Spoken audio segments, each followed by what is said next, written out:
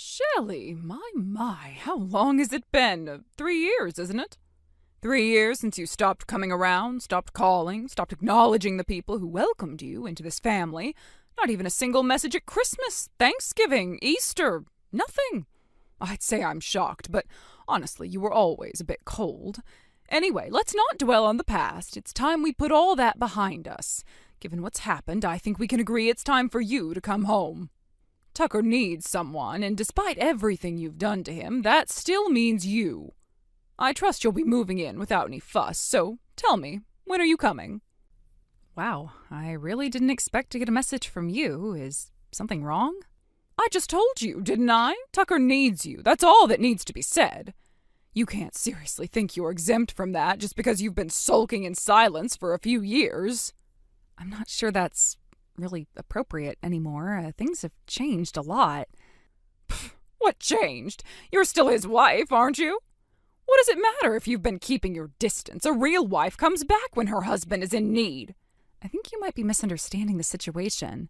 The way things are now, I'm really not the person for that role anymore. You're deflecting, that's all this is. You think just because you dropped off the radar, you're somehow off the hook? Oh, please. You made a commitment. You don't get to walk away from that just because it's inconvenient. I'm not walking away from anything. I did that already, years ago. Oh, stop being dramatic. What matters now is that you do the right thing. This isn't about feelings, it's about duty. Tucker can't be left alone like this. You have a responsibility whether you like it or not. If that's really what you believe, then maybe we're not having the same conversation. You know, the fact that you've gone this long without checking in is honestly shameful, considering everything Tucker has been through lately. But I suppose you wouldn't know, would you? What are you talking about? What happened? He was in a car accident, a serious one. He's in a wheelchair now. He can't walk. He probably never will again. Wait, what? Are you serious? I'm completely serious. He was hospitalized for weeks. He had surgery, physical therapy, the whole ordeal, and now he's trying to adjust to a completely different life. Meanwhile, you've been who knows where, doing who knows what. Not even a text. Not even a single visit. Wow, this is the first I'm hearing of any of that. And why do you think that is? Because Tucker didn't want to trouble you, even now, after everything. He was trying to protect you. That's the kind of man he is, kind, loyal, and too considerate for his own good. Listen, Rachel, I'm sorry to hear this, really. But you're treating me like I deliberately ignored him. That's just not what happened. It's exactly what happened. You walked away and left him on his own, and now that you're being called to step up, you're full of excuses. You're acting like you have no connection to him at all. Because things haven't been the way you're describing for quite some time. I'm not trying to argue, but I think you're missing some important context. What context could possibly matter more than the fact that he's injured and needs someone? I really am sorry to hear about the accident. No one deserves to go through something like that. But I think there's something you need to understand, because the way you've been speaking to me is like you believe we're still in each other's lives. What's that supposed to mean? Tucker and I haven't been in contact for a very long time. We've been living completely separate lives for years now. Separate lives? Are you saying this whole time? Yes, 3 years ago I discovered that Tucker was cheating on me. This isn't something that happened recently. And once I found out, that was the end of it for me. I didn't want to stay in a marriage built on lies, so we got divorced. 3 years ago? Oh, that can't be right. Maybe not to you, but that doesn't change the timeline. After we split, Tucker remarried to the woman he'd been having his affair with. I'm not making this up. What? That's impossible. He never mentioned any of that to me. Not one word. I believe that. He probably didn't want to face the conversation. But that doesn't mean it didn't happen. We divorced, he moved on, and so did I. That's the reality. So what, you expect me to believe you've just had nothing to do with him all this time? Yes, that's exactly what I'm saying. We haven't seen each other, haven't spoken, no phone calls, no messages, nothing. I didn't even know he'd been in an accident until your message. Well, that's unbelievable. I understand why it might feel that way, but I'm telling you the truth. And honestly, I think if you asked him directly, he'd say the same. I just think it's important you hear it plainly. Well, I'm sorry to say you wasted your time because I don't believe a word of that. You're just trying to come up with a convenient little story so you don't have to take responsibility. This is so pathetic. There's nothing convenient about any of this. It's just the truth. Oh, please, isn't it funny how your so-called divorce just happens to line up with when you suddenly cut off all contact with us? 3 years ago, the timing's just too perfect, don't you think? It wasn't a coincidence. That was when everything ended. That's why I stopped coming around.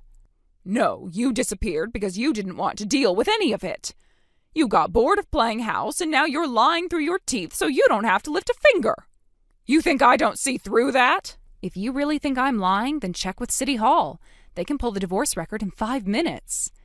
What, you want me to go waste my time on some ridiculous paperwork hunt just because a liar told me to? I'm not playing your little game. It's not a game. It's public record.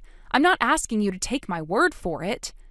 You can say whatever you want, but you're still going to come here and do what needs to be done. Tucker can't work right now. Someone has to support this household, and that someone is going to be you. I don't think you understand the position you're in. You can't just assign me to take care of someone I haven't seen in years.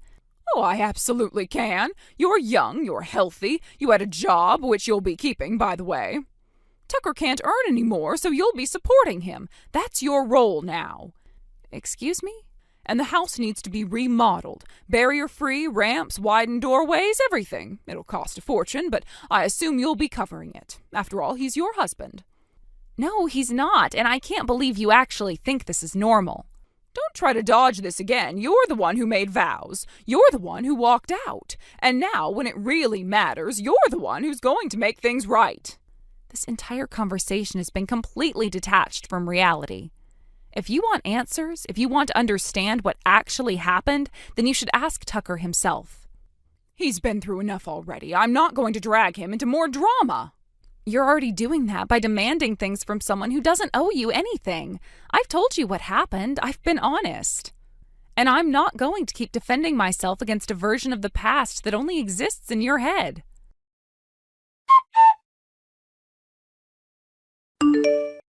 You quit your job? Are you completely out of your mind, Shelley? Excuse me? How do you even know that? Oh, don't act surprised. I called your office to get your availability for Tucker's physical therapy. And what do I hear? You just up and left. Without warning? Without even telling anyone?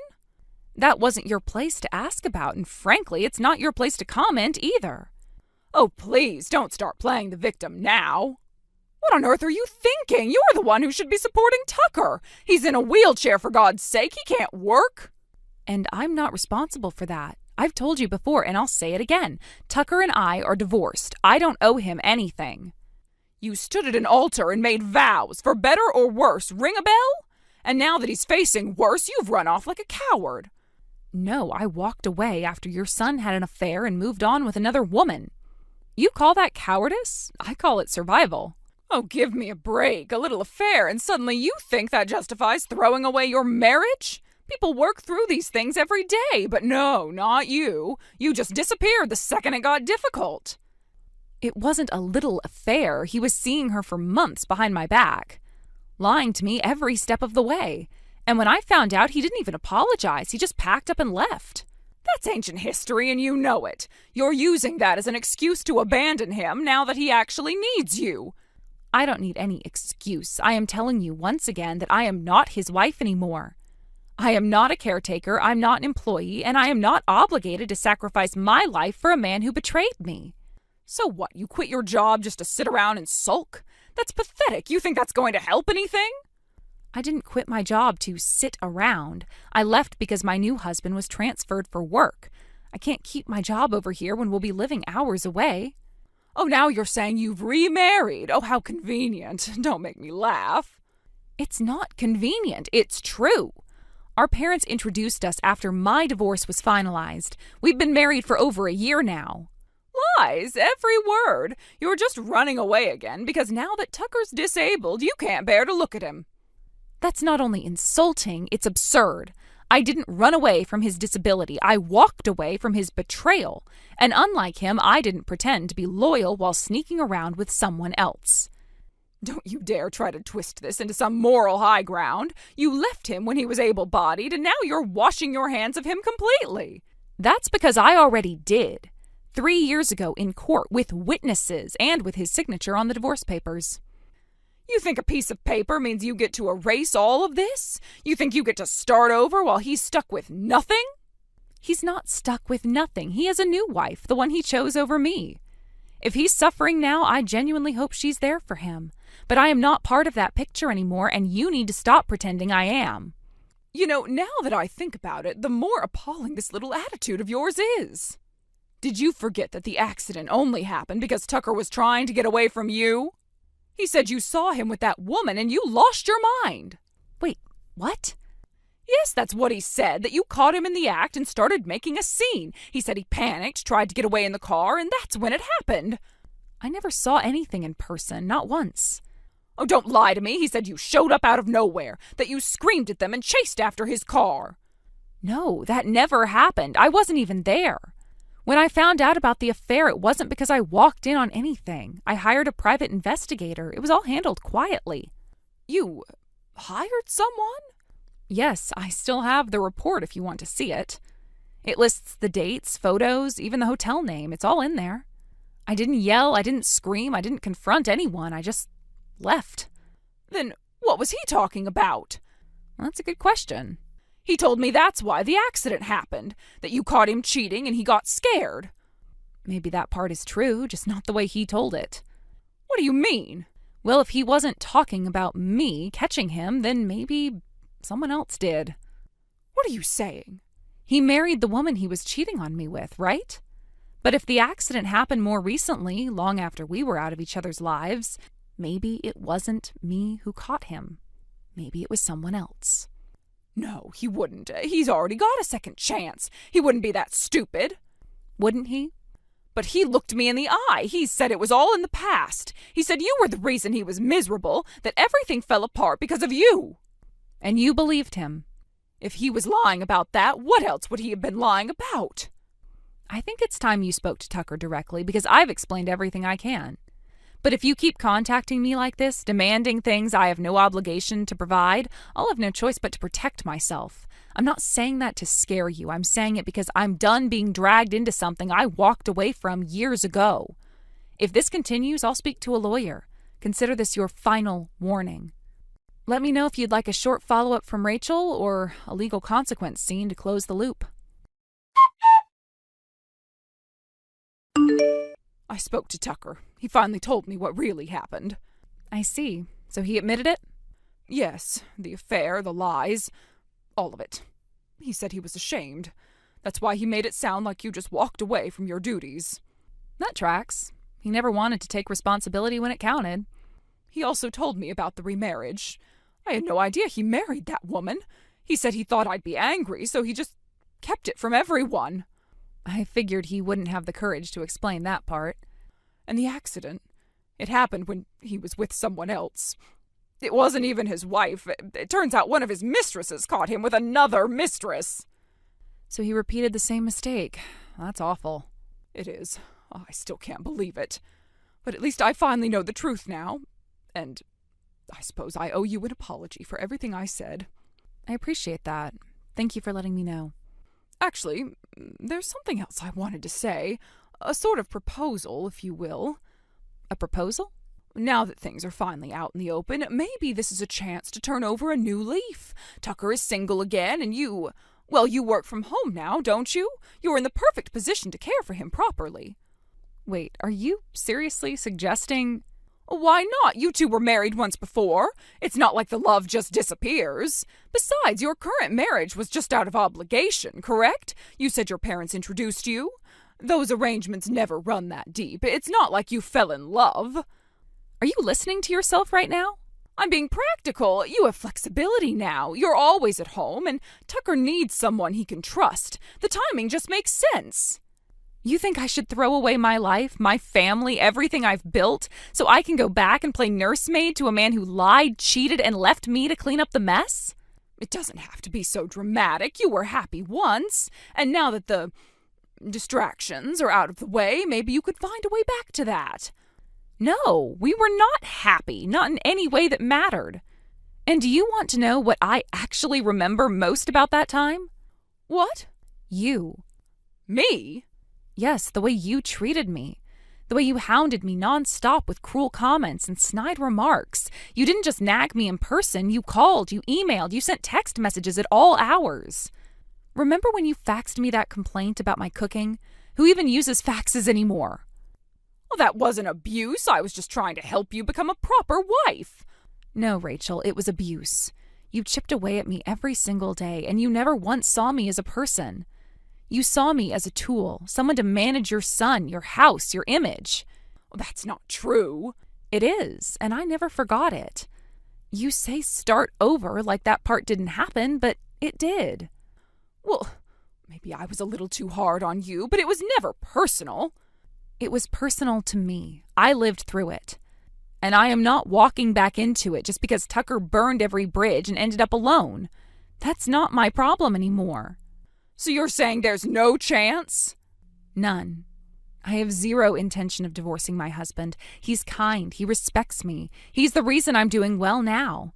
But this conversation is over.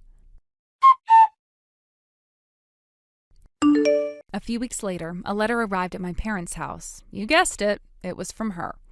It was carefully worded, filled with phrases like, just keeping in touch and hoping you're well. But buried between the lines was the real message. Tucker had found out she contacted me behind his back, and he was livid. Their relationship apparently had collapsed. He's stuck in the family home, too broke to move out after paying alimony from his latest affair. He works from home now, but the place isn't even wheelchair accessible. The letter was just a thinly veiled plea for sympathy, for help, and maybe even for money. I handed it to my mother, shrugged, and said to toss it in the trash. And just like that, the last string tying me to that part of my life was finally gone. Thank you for watching. Please subscribe and hit the like button. See you next time.